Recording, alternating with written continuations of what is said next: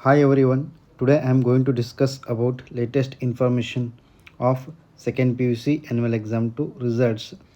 Before that, those who are watching my videos first time, do subscribe and like the videos and do share the videos with your friends. ಆತ್ಮೀಯ ವಿದ್ಯಾರ್ಥಿಗಳೇ, ಇಂದು ಸಂಜೆ second P U C annual exam 2 result ಸುಮಾರು 5:30 ಗಂಟೆಗೆ ಇಲಾಖೆಯ ವೆಬ್ಸೈಟ್ನಲ್ಲಿ ಪ್ರಕಟಗೊಂಡಿದೆ. ವಿದ್ಯಾರ್ಥಿಗಳು ತಮ್ಮ ಒಂದು ಫಲಿತಾಂಶವನ್ನು ನೋಡಿದ ನಂತರ ಅವರಿಗೆ ಎಕ್ಸಾಮ್ 2 ಫಲಿತಾಂಶ ಅಂದರೆ ಅಂಕಗಳು ಕಡಿಮೆ ಅನಿಸಿದಲ್ಲಿ ಅವರು ಮರು ಮೌಲ್ಯಮಾಪನ, ಮರು ಎಣಿಕೆ ಹಾಗೂ ಥರ್ಡ್ ಎಕ್ಸಾಮ್ಗೆ ಇಂಪ್ರೂವ್ಮೆಂಟ್ ಆಗಿ ಕಟ್ಬೋದು ಎಕ್ಸಾಮ್ನ. ಅದಕ್ಕೆ ಸಂಬಂಧಪಟ್ಟ ಹಾಗೆ ಕೆಲವೊಂದು ಮಾಹಿತಿಗಳನ್ನ ನಾನಿಲ್ಲಿ ಕೊಡ್ತಾ ಹೋಗ್ತೇನೆ. ಮೊದಲನೇದಾಗಿ ವಿದ್ಯಾರ್ಥಿಗಳಿಗೆ ವಿಶೇಷ ಸೂಚನೆಗಳು. ಫಸ್ಟ್ ಒನ್ ಏನಿದೆ ಅಂದರೆ, ವಿದ್ಯಾರ್ಥಿಗಳು ಉತ್ತರ ಪತ್ರಿಕೆಯ ಸ್ಕ್ಯಾನ್ಡ್ ಪ್ರತಿಗಳಿಗೆ ಅರ್ಜಿ ಸಲ್ಲಿಸಿ ಸ್ಕ್ಯಾನ್ ಪ್ರತಿ ಪಡೆದ ವಿಷಯಗಳಿಗೆ ಮಾತ್ರ ಮರು ಮೌಲ್ಯಮಾಪನ, ಮರು ಎಣಿಕೆಗಾಗಿ ಅರ್ಜಿ ಸಲ್ಲಿಸಲು ಅವಕಾಶವಿರುತ್ತದೆ. ಅಂದರೆ ವಿದ್ಯಾರ್ಥಿಗಳು ಫಸ್ಟ್ ಕೆಲಸ ಏನು ಮಾಡಬೇಕಂದ್ರೆ, ಅವ್ರದ್ದು ಸ್ಕ್ಯಾನ್ ಕಾಪಿ ತೊಗೋಬೇಕು. ತಮ್ಮ ಒಂದು ಸಬ್ಜೆಕ್ಟ್ನ ಸ್ಕ್ಯಾನ್ ಕಾಪಿ ತೊಗೋಬೇಕು ಉತ್ತರ ಪತ್ರಿಕೆಯದು.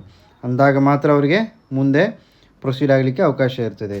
ಸೊ ಸ್ಕ್ಯಾನ್ ಕಾಪಿ ಪಡ್ಕೊಂಡ ನಂತರ ಫಸ್ಟ್ ಅವರು ಪಡ್ಕೋಬೇಕು. ನಂತರ ಅವರೇನು ಮರು ಮೌಲ್ಯಮಾಪನ ಅಂದರೆ ರಿವ್ಯಾಲ್ಯೂಯೇಷನ್, ತಮ್ಮ ಪಡೆದ ಅಂಕಗಳು ಕಡಿಮೆ ಅನಿಸಿದಲ್ಲಿ ಮರು ಮೌಲ್ಯಮಾಪನ ಮಾಡಿಸ್ಬೋದು. ಅದೇ ರೀತಿಯಾಗಿ ಮರು ಎಣಿಕೆ ಅಂದರೆ ರೀಟೋಟಲಿಂಗ್ ಅಂತ ಕರಿತೀವಿ ನಾವು, ಅದಕ್ಕೂ ಕೂಡ ಅಪ್ಲೈ ಮಾಡಬೇಕಾಗ್ತದೆ. ಸೊ ಇವೆರಡಕ್ಕೂ ಯಾವುದು ಮರು ಮೌಲ್ಯಮಾಪನ, ಮರು ಎಣಿಕೆ ನೀವು ಅಪ್ಲೈ ಮಾಡಬೇಕಂದ್ರೆ ನೀವೇನು ಮಾಡಬೇಕು, ಅದಕ್ಕೆ ಕಂಪಲ್ಸರಿಯಾಗಿ ನೀವು ಸ್ಕ್ಯಾನ್ ಕಾಪಿಯನ್ನು ತೊಗೋಬೇಕು. ಓಕೆ, ನೆಕ್ಸ್ಟ್ ಒನ್ನು ಮರು ಮೌಲ್ಯಮಾಪನಕ್ಕಾಗಿ ಅರ್ಜಿ ಸಲ್ಲಿಸುವ ವಿಷಯಗಳಿಗೆ ಪ್ರತ್ಯೇಕವಾಗಿ ಮರು ಎಣಿಕೆಗೆ ಅರ್ಜಿ ಸಲ್ಲಿಸುವ ಅವಶ್ಯಕತೆ ಇರುವುದಿಲ್ಲ. ಅಂದರೆ ನೀವು ಏನು ರಿವ್ಯಾಲ್ಯೂಷನ್ ಹಾಕ್ತಾ ಇರ್ತೀರಲ್ಲ ಸಂಬಂಧಪಟ್ಟ ವಿಷಯಕ್ಕೆ, ಸೊ ರಿವ್ಯಾಲ್ಯೂಷನ್ ಹಾಕೋರು ಟೋಟಲಿಂಗಿಗೆ ಹಾಕೋ ಅವಶ್ಯಕತೆ ಇರೋದಿಲ್ಲ. ಸೊ ಅಂದರೆ ಅಂಕಗಳು ಕೌಂಟಿಂಗ್ ತಪ್ಪಾಗಿದೆ ಅಂತ ಅನಿಸಿದರೆ ಅದಕ್ಕೆ ನೀವು ಸಪ್ರೇಟಾಗಿ ಅಪ್ಲೈ ಮಾಡೋ ಅವಶ್ಯಕತೆ ಇರೋದಿಲ್ಲ. ಇದರಲ್ಲಿ ಅದು ಕನ್ಸಿಡರ್ ಆಗ್ತದೆ, ಯಾವುದು ರಿವ್ಯಾಲ್ಯೂಷನ್ ಅರ್ಜಿಯಲ್ಲಿ. ಅದೇ ರೀತಿಯಾಗಿ ನೆಕ್ಸ್ಟ್ ಒನ್ನು ಆನ್ಲೈನಲ್ಲಿ ಮಾತ್ರ ಅರ್ಜಿ ಸಲ್ಲಿಸಬೇಕು. ವಿದ್ಯಾರ್ಥಿಗಳು ಎಕ್ಸಾಮ್ 3ಗೆ ಅಥವಾ ಏನು ಟೋಟಲಿಂಗ್ ಇದೆಯಲ್ಲ, ರಿವ್ಯಾಲ್ಯೂಷನ್ ಅವಕ್ಕೆಲ್ಲ ಆನ್ಲೈನಲ್ಲಿ ಸಲ್ಲಿಸಬೇಕು. ಹೊರತುಪಡಿಸಿ ಇನ್ಯಾವುದೇ ವಿಧಾನಗಳಲ್ಲಿ ಅರ್ಜಿಗಳನ್ನು ಸಲ್ಲಿಸಲು ಅವಕಾಶವಿರುವುದಿಲ್ಲ. ಇಲಾಖೆಯ ಒಂದು ವೆಬ್ಸೈಟ್ಗೆ ಹೋಗಬೇಕು, ನೀವು ಅಲ್ಲೇ ಮಾತ್ರ ಅಪ್ಲೈ ಮಾಡಬೇಕಾಗ್ತದೆ. ನೆಕ್ಸ್ಟ್ ಒನ್, ನಿಗದಿಯಾಗಿರುವ ಶುಲ್ಕವನ್ನು ಆನ್ಲೈನ್ ಮೂಲಕ ಕರ್ನಾಟಕ ಒನ್ ಪೇಮೆಂಟ್ ಗೇಟ್ವೇ ಮುಖಾಂತರ ಪಾವತಿಸಲು ಅವಕಾಶವಿರುತ್ತದೆ. ಅಂದರೆ ಇಲಾಖೆಯು ಒಂದು ಸಂಬಂಧಪಟ್ಟ ಹಾಗೆ ಒಂದು ಕರ್ನಾಟಕ ಒನ್ ಲಿಂಕ್ ಕೊಟ್ಟಿರ್ತದೆ. ಸೊ ಅಲ್ಲಿ ನೀವು ಪೇಮೆಂಟ್ ಮಾಡಬೇಕಾಗ್ತದೆ. ಅದೇ ರೀತಿಯಾಗಿ Bengaluru one, Karnataka one, gram one of ಇವುಗಳಲ್ಲಿ ನೀವು ಆನ್ಲೈನ್ ಪೇಮೆಂಟ್ ಮಾಡ್ಬೋದು. ಅದೇ ರೀತಿಯಾಗಿ ಇಲ್ಲಿ ಮಾಹಿತಿ ಇದೆ, ಆಫ್ಲೈನ್ ಚಲನ್ಗಳನ್ನು ಸಂಬಂಧಿಸಿದ ಶಾಖೆಯ ಮೂಲಕ ಪಾವತಿಸಲು ಹಾಗೂ Union Bank of India offline ಚಲನ್ಗಳನ್ನು ಯಾವುದೇ ಬ್ಯಾಂಕ್ನ ಶಾಖೆಯ ಮೂಲಕ ಪಾವತಿ ಮಾಡಲು ಅವಕಾಶವಿರುತ್ತದೆ.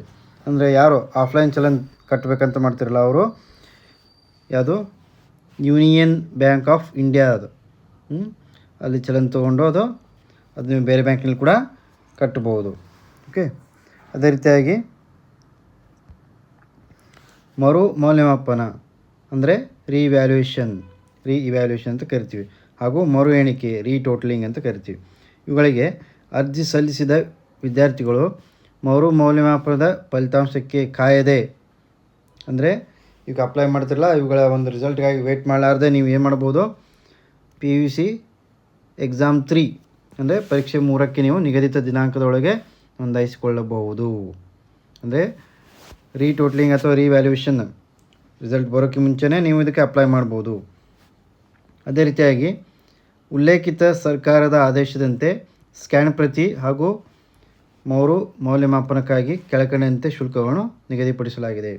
ಸೊ ನೀವು ಯಾವುದಕ್ಕೆ ಏನು ಅಪ್ಲೈ ಮಾಡ್ತೀರೋ ಅದಕ್ಕೆ ಸಂಬಂಧಪಟ್ಟಾಗೆ ಒಂದು ಶುಲ್ಕದ ವಿವರ ಇದೆ, ನಾವು ನೋಡ್ತಾ ಹೋಗೋಣ. ಇವಾಗ ಇಲ್ಲಿದೆ ಶುಲ್ಕಗಳ ವಿವರ, ಫೀ ಸ್ಟ್ರಕ್ಚರ್ ಯಾವುದಕ್ಕೆ ಎಷ್ಟಿದೆ ಅಂತ ನೋಡೋಣ. ಇವಾಗ ಸ್ಕ್ಯಾನ್ ಪ್ರತಿಗೆ ಅರ್ಜಿ ಸಲ್ಲಿಸಲು ಪ್ರತಿ ವಿಷಯಕ್ಕೆ 530 ರೂಪಾಯಿ ಇರ್ತದೆ. ಓಕೆ, ಪ್ರತಿ ವಿಷಯಕ್ಕೆ 530 ರೂಪಾಯಿ. ಅದೇ ರೀತಿಯಾಗಿ ಮರು ಮೌಲ್ಯಮಾಪನಕ್ಕೆ ಅರ್ಜಿ ಇವ್ಯಾಲ್ಯೂಯೇಷನ್ಗೆ ನೀವು ಅಪ್ಲೈ ಮಾಡ್ಬೇಕಂದ್ರೆ ಪ್ರತಿ ವಿಷಯಕ್ಕೆ 1670 ರೂಪಾಯಿ ಇರ್ತದೆ. ಓಕೆ, ಅದೇ ರೀತಿಯಾಗಿ ಅಂಕಗಳ ಮರು ಎಣಿಕೆ ಅಂದರೆ ರೀಟೋಟಲಿಂಗ್, ಕೌಂಟಿಂಗ್ ಮಿಸ್ಟೇಕ್ ಆಗಿದೆ ಅಂತ ನಿಮ್ಗೆ ಅನಿಸಿದರೆ ರೀಟೋಟಲಿಂಗ್ಗೆ ನೀವು ಅಪ್ಲೈ ಮಾಡ್ಬೋದು. ಸೊ ಅದಕ್ಕೆ ಯಾವುದೇ ರೀತಿಯ ಶುಲ್ಕ ಇರೋದಿಲ್ಲ, ಫ್ರೀ ಆಫ್ ಕಾಸ್ಟ್ ಇರ್ತದೆ. ಓಕೆ, ಈ ರೀತಿಯಾಗಿ ಫೀಸ್ ಸ್ಟ್ರಕ್ಚರ್ ಇದೆ. ಮುಂದುವರಿದು ಈಗ ನಾನು ನಿಮಗೆ ಎಕ್ಸಾಮ್ 3 ಅಥವಾ ರಿಮೇನಿಂಗ್ ಸ್ಕ್ಯಾನ್ ಕಾಪಿ ಇರ್ಬೋದು, ರಿವ್ಯಾಲ್ಯೂಯೇಷನ್ ಇರ್ಬೋದು, ಅವುಗಳ ಬಗ್ಗೆ ಸ್ವಲ್ಪ ಮಾಹಿತಿ ಕೊಡ್ತೇನೆ. ಎಕ್ಸಾಮ್ ಡೇಟ್ಸ್ ಬಗ್ಗೆ ಅಥವಾ ಅಪ್ಲಿಕೇಶನ್ ಡೇಟ್ಸ್ ಬಗ್ಗೆ. ಸೊ ಇಲ್ಲಿ ಅರ್ಜಿ ಸಲ್ಲಿಸಲು ಸಂಬಂಧಪಟ್ಟ ಒಂದು ಕಾನ್ಸೆಪ್ಟಿಗೆ ಅರ್ಜಿ ಸಲ್ಲಿಸಲು ಇಲ್ಲಿ ಮಾಹಿತಿ ಇದೆ. ಯಾವುದಂದರೆ ಸ್ಕ್ಯಾನ್ ಪ್ರತಿಗಾಗಿ ಅರ್ಜಿ ಸಲ್ಲಿಸುವ ದಿನಾಂಕ. ಸೊ ಯಾವ ವಿದ್ಯಾರ್ಥಿಗಳು ತಮ್ಮ ಒಂದು ಉತ್ತರ ಪತ್ರಿಕೆ ಸ್ಕ್ಯಾನ್ ಕಾಪಿ ತೊಗೋಬೇಕಂತ ಇದಿರಲ್ಲ, ಅವರು ಅರ್ಜಿ ಸಲ್ಲಿಸಲು ಆನ್ಲೈನ್ ಮುಖಾಂತರ ಸಲ್ಲಿಸಬೇಕು. 16ರಿಂದ 22 ಮೇವರೆಗೆ ಟೈಮ್ ಇದೆ. ಅದೇ ರೀತಿಯಾಗಿ ಸ್ಕ್ಯಾನ್ ಪ್ರತಿ ಡೌನ್ಲೋಡ್ ಮಾಡಿಕೊಳ್ಳಲು ಪ್ರಾರಂಭ ಹಾಗೂ ಕೊನೆಯ ದಿನಾಂಕ. ಓಕೆ, ಯಾರು ಅಪ್ಲೈ ಮಾಡ್ತಿರಲ್ಲ ಅವ್ರಿಗೆ, ಅಪ್ಲೈ ಮಾಡಿದವ್ರಿಗೆ 20 ಮೇಯಿಂದ 24 ಮೇವರೆಗೆ ಟೈಮಿಂಗ್ಸ್ ಇರ್ತದೆ ಅವರು ಒಂದು ಸ್ಕ್ಯಾನ್ ಕಾಪಿ ಡೌನ್ಲೋಡ್ ಮಾಡಿಕೊಳ್ಳಲು. ಅದೇ ರೀತಿಯಾಗಿ ಮರು ಮೌಲ್ಯಮಾಪನಕ್ಕೆ ಅರ್ಜಿ ಸಲ್ಲಿಸಲು, ರಿವ್ಯಾಲ್ಯೂಯೇಷನ್ಗೆ ಅರ್ಜಿ ಸಲ್ಲಿಸಲು ಹಾಗೂ ರೀಟೋಟಲಿಂಗ್ ಮರು ಎಣಿಕೆಗೆ ಅರ್ಜಿ ಸಲ್ಲಿಸಲು ಸಮಯ ಅಂದರೆ ದಿನಾಂಕ 21/5/2025ರಿಂದ 25/5/2025ವರೆಗೆ ಸಮಯ ಇರ್ತದೆ. ಸೊ ಈ ಒಂದು ಸಂಬಂಧಪಟ್ಟ ದಿನಾಂಕದಿಂದ ಪ್ರಾರಂಭ ಮತ್ತು ಕೊನೆಯ ದಿನಾಂಕದ ಮಧ್ಯದಲ್ಲಿ ನೀವು ಅರ್ಜಿ ಸಲ್ಲಿಸಬಹುದು. ಓಕೆ, ಅದೇ ರೀತಿಯಾಗಿ ಯಾವ ರೀತಿ ಅರ್ಜಿ ಸಲ್ಲಿಸೋದು ಕೊಟ್ಟಿದ್ದಾರೆ. ಸೊ ಓಕೆ, ಸೊ ವಿದ್ಯಾರ್ಥಿಗಳೇ, ಇಷ್ಟನ್ನು ನೀವು ಗಮನದಲ್ಲಿ ಇಟ್ಕೊಂಡು ನೀವು ಆನ್ಲೈನ್ ಮುಖಾಂತರ ಅರ್ಜಿ ಸಲ್ಲಿಸ್ಬೋದು. ಓಕೆ, ಧನ್ಯವಾದಗಳು.